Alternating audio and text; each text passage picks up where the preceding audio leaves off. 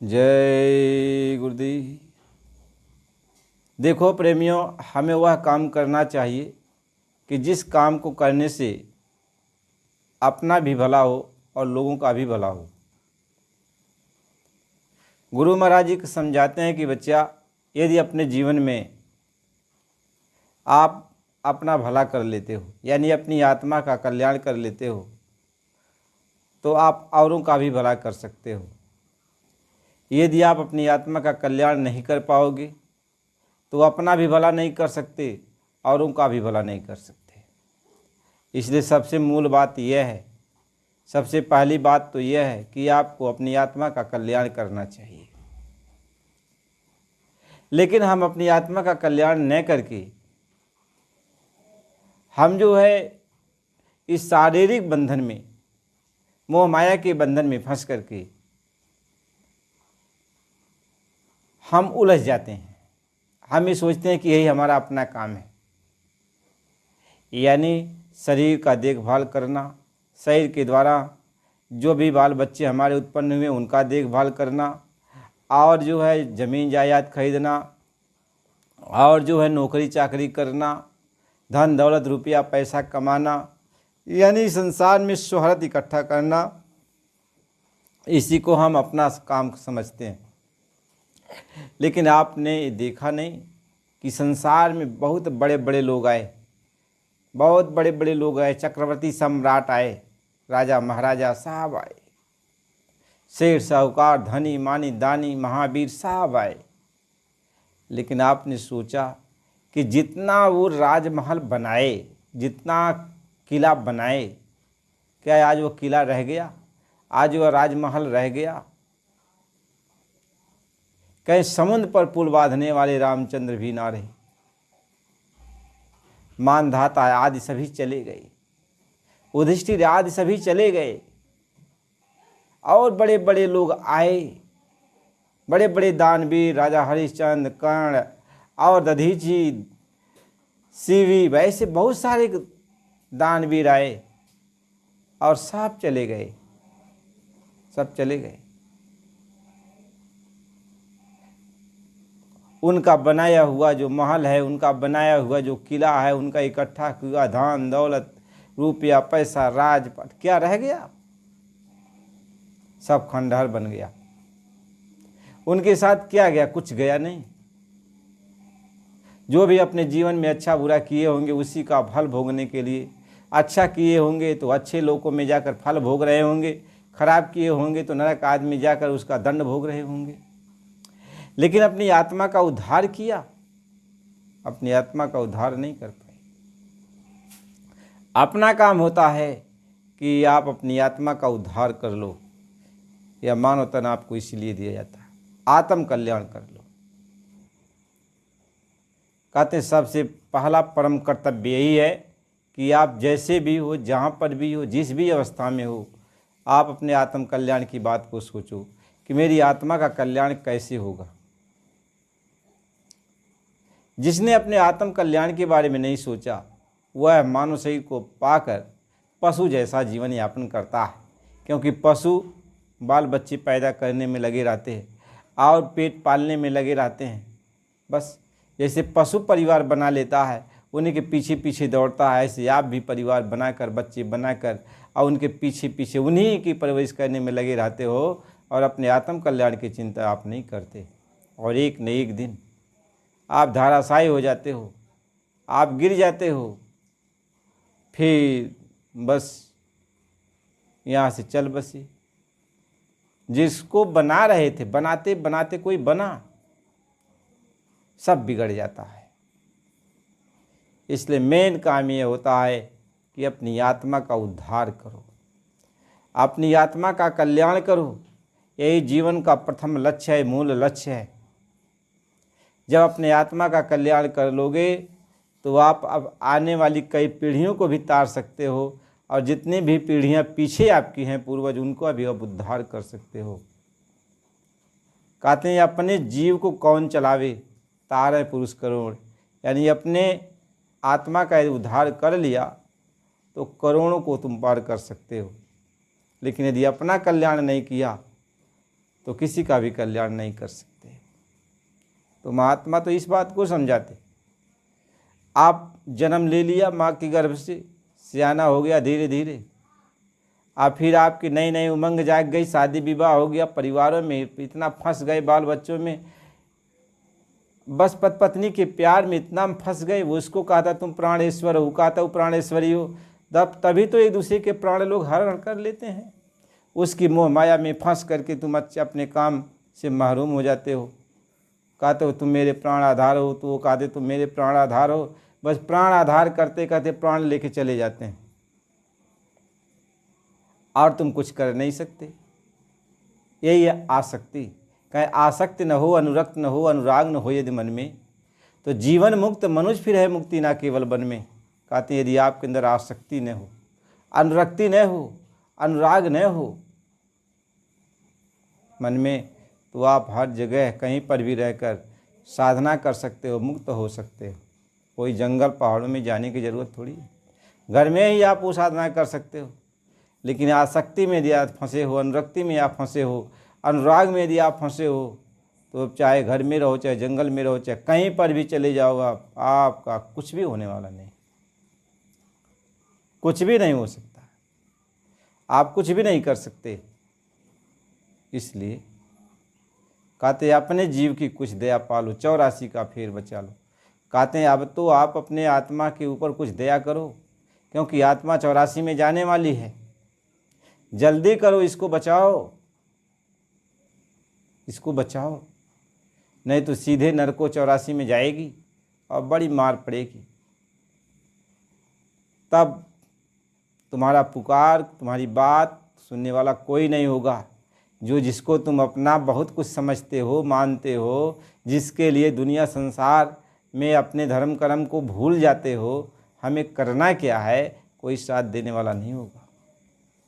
यदि आत्म कल्याण आपने नहीं किया, आत्मा का उद्धार आपने नहीं किया, तो कोई आपकी बात को सुनने वाला नहीं होगा। यह बात आप नोट कर लो। और जो साफ साफ बताया जाता है, बहुत कम लोग आपको बताएंगे, क्योंकि आपका हमसे कोई स्वार्थ नहीं। प्रेमियों, आपका हमसे कोई स्वार्थ नहीं। हम आपसे एक भी चीज़ की कामना नहीं करते कि आपसे हमको ये चीज़ मिल जाए।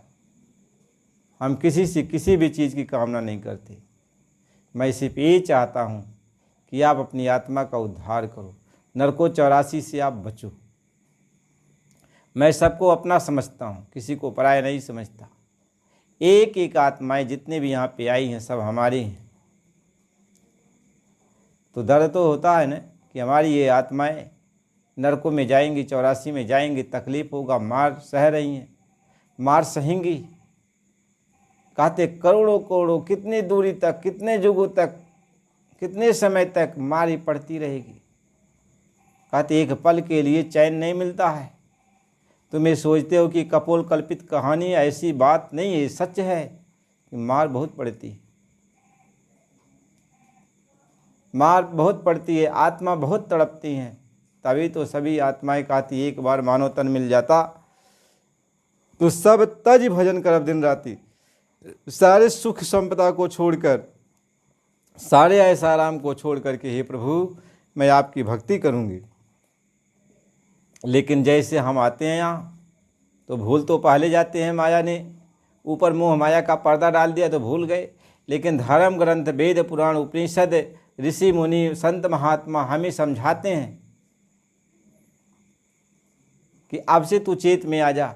लेकिन हम संतों महात्माओं को, धर्म ग्रंथों को, धर्म पुस्तकों को नज़रअंदाज कर देते हैं। कहते हैं ये वह वैसे बकवास लिखा हुआ है, ये बकवास सुनाते हैं, आप तो ये समझते हो, इसलिए उनकी बात को नहीं मानते। क्योंकि माया ने भूल भरम का पर्दा डाला। आप कहते मुझको होश नहीं है, मैं कैसे मान लूँ आपकी बात को, कैसे मान लूँ? बस उनके सामने एक टेक रख देते हो। महात्मा यहाँ से कहते हो मुझको दिखाओ तो तुम्हारी बात मानेंगे, और नहीं दिखाओगे तो तुम्हारी बात कैसे मानेंगे। बस अपने धरा कैसे होता, बैल अपनी हराई पर चलता है, हम उसी हराई पर चलेंगे। काल बहुत कहा, काल ने जगत अजब भरमाया, सो मैं क्या क्या करूं बखान। जो साधन थे पिछले युग में सो कल युग में किए प्रमाण। कहते काल ने इस जगत को ऐसे भरमा दिया कि जो साधन पिछले युग के थे उसको कलयुग में प्रमाणित कर दिया कि कलयुग में ही साधना करो, कलयुग में जप करो, तप करो, यज्ञ करो, पूजा पाठ हवन एक सब करो, इससे भगवान की प्राप्ति हो जाएगी। इसको प्रमाणित किया और हम सारे जीव उसमें उलझ गए। लेकिन कलयुग में, कलयुग केवल नाम आधारा, कलयुग में श्री प्रभु के नाम का सहारा है। और संतों के द्वारा जब मिलेगा तभी, महात्माओं के द्वारा जब मिलेगा तभी। नाम की जब बात आई तो काल ने ऐसा खेल कर दिया कि जो भी भगवान का नाम जप लो, हरे हरे हरे कृष्णा हरे रामा हरे सीताराम सीताराम राधे श्याम, यानी जो भी नाम जप लो पार हो जाओगे। महात्मा ये समझाते ये बड़ात्मक नाम है। कहें बड़ से सूरत मन माजो, बहुर चढ़ गगन धुन साधो। ये बड़ात्मक नाम से अपनी आत्मा के ऊपर लगी मैल को माजो। भगवान के जितने ही बड़ात्मक नाम है, जितने भी ये नाम है भगवान के, इनका नाम जप करके अपने ऊपर मैल जो लदी है इसको साफ करो। लेकिन अंदर की जो मैल है, बाहर की मैल तो भगवान की इस नाम से साफ हो गई, लेकिन अंदर की मैल कैसे साफ होगी? क्या भीतर मैल चहल के लागे, ऊपर का धोवे हो।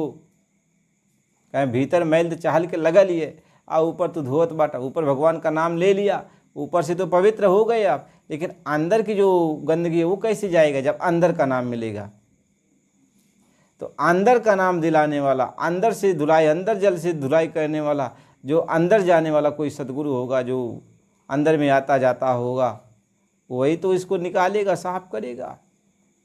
तो वो आंतरिक नाम होता है। एक इसलिए दो तरह का नाम होता है, एक वाह नाम होता है, एक अंदर का नाम होता है। एक बड़ात्मक नाम होता है, एक धुनात्मक नाम होता है।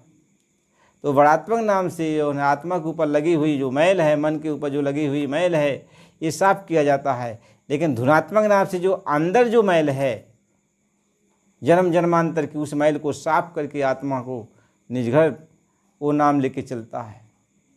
तो ये कैसे आपको समझ में आएगा? जब आप संत महात्माओं के वचन को, उनके बात को मानोगे, सुनोगे, समझोगे, तब तो समझ में आएगा। तो आप एक ही शब्द में नकार देते हो, मेरे जैसा विद्वान कोई नहीं है, मेरे जैसा ज्ञानवान कोई नहीं है, मेरे जैसा आया है कोई नहीं है।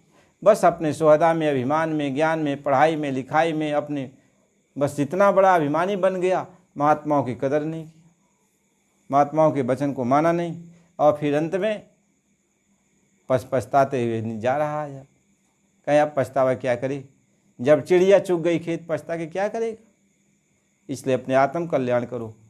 आ गए हो, मानो तन आपको मिल गया, बड़ा भाग्य है। कहें कि बड़ा भाग्य है, कहें हर कृपा तब जानिए जब दे मानुष से अवतार, और गुरु कृपा तब जानिए जब छुड़ा में संसार। कहते हरि की कृपा तो हो गई, भगवान की कृपा हो गई, आपको मानो तन मिल गया। अब गुरु की कृपा जरूरी है। अब गुरु मिल जाए, संत महात्मा मिल जाए जब, तब इस संसार से, जन्मण के बंधन से वो आज़ाद कर सकते हैं। इसलिए कहा गुरु बिना भवनि तरन कोई, जो विरंज शंकर सम हुई। जब तक गुरु नहीं मिलेगा तब तक आज़ाद आप नहीं हो सकते। इसलिए गुरु आपको मिलना बहुत ज़रूरी है। तो गुरु यदि मिल जाए तो गुरु कहे, गुरु जो कहें वही करो। अब गुरु जो बतावें वैसा आप चलो, तब तो काम बन जाएगा। लेकिन आप मानते नहीं हो, हमेशा शंका करते हो, हम कैसे माने। वही है, एक स्त्री थी तो, और जो है आग उसके यहाँ ख़त्म हो गई थी, दूसरे घर पे गई वो आग लाने के लिए। तो दूसरी स्त्री जो है, पहले जो है ये जो होता नहीं पहरुआ और ओखली, तो ओखली में कुछ धान डालकर या कुछ डालकर वो कूट रही थी पहरुआ से। तो जब कहे कि दीदी हमको कुछ आगे दे दो, आग ख़त्म हो गई है, तो वह पहरुआ ऐसा ऊपर कर दी, ऊपर पहरुआ जो है रुक गया आसमान की तरफ। तो गई आग ले आके उसको दे दी, तो आग तो ऊपर गई। तो पूछी दीदी ये कैसे हुआ, ऐसा संभव कैसे हुआ? कहें हमने अपना जो है पतिव्रता धर्म का पालन किया तो ऐसा हो गया।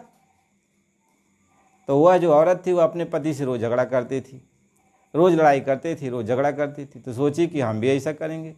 गई 1-2 दिन, खूब सेवा की। पति सोच रहा है कि सेवा क्यों कर रही है, अब तो झगड़ा नहीं कर रही है, और सेवा जाके कर ली, खूब सेवा की। तो इसके बाद दूसरी औरत से कही कि देखो कल मैं जो है धान कूटूंगी ओखरी में, और तुम मुझसे आगे मांगने के लिए आना। तो बगल वाली औरत आई, कही दीदी हमको आगे दे दो। तो ये तो धान कूट रही थी, अब यह भी पहरुआ ऊपर बहाई, सोची कि आसमान में रुक जाएगा पहरुआ और हम जाके आगे दे देंगे। तो जैसे ऊपर पहरुआ बहाई और पहरुआ गिरा, उसकी नाक कट गई। मार खूने खून, मार खूने खून, लगे चिल्लाने। उसके बाद जो है तो किसी तरीके से मलहम पट्टी हुआ, तब वह आई उस औरत के पास, कहे कि दीदी आपने मेरे साथ क्या गलत कर दिया, कहीं कौन सी बात तुम गलत कर दिया। कहें उस दिन आप जो है आगे मांगने के लिए आई तो आप कहीं मैं पति की सेवा किया, तो उस सेवा के बल से मैं मतलब हमारा पहरुआ ऊपर आसमान में टंग गया। तो मैं भी जाके अपने पति की सेवा किया और मैं भी एक औरत आई हमसे आगे मांगने के लिए, हम भी पहरुआ ऊपर बहाए, लेकिन तो रुका नहीं, और रुका नहीं। उसके बाद जो है हमारा नाक को कट गया। तो वो स्त्री हंसने लगी, कह रही अरे दीदी यह एक दिन का काम नहीं है, एक दिन में कोई पतिव्रता नहीं बन जाती, एक दिन में कोई सतवंती नहीं बन जाती है, अरे बहुत समय का ये काम होता है। तो महात्मा ये समझाते हैं कि अभ्यास आपको करना है, ये आपको अभ्यास करना पड़ता है, आपको लगन लगानी पड़ती है, प्रभु भक्ति की तरफ आपको चलना पड़ता है, जो वचन गुरु बताते हैं उस पर अमल करना पड़ता है, तब अंदर में जाके कुछ सिद्धियां हासिल होती हैं, तब समझ में कुछ आता है। आप करना नहीं चाहते तो पहले कहा तो मुझको दिखाओ तो हम आपको मान जाएंगे, आप मुझको दिखाओ तब हम आपको मान जाएंगे। बताओ, महात्मा यहाँ दिखाते चले तब तो एक ड्रामा बन जाएगा, लोग कहेंगे ये तो बहुत बड़ा करामाती है, जादूगरी, चलो इससे ये चीज़ हासिल कर लिया जाए, हासिल कर लिया जाए। तो महात्मा कहते नहीं नहीं, यहाँ दिखावे की बात नहीं है, यदि तू अपना कल्याण करना चाहता तो मेरी बात को मान ले, भरोसा कर ले मेरी बात पर, तेरा काम बन जाएगा, और नहीं भरोसा करेगा तू जाने तेरा काम जाने। इसलिए प्रेमियों, सत्संग सुनो, सत्संग की बड़ी ज़रूरत है, बिना सत्संग के कुछ होने जाने वाला नहीं है। जय गुरुदेव।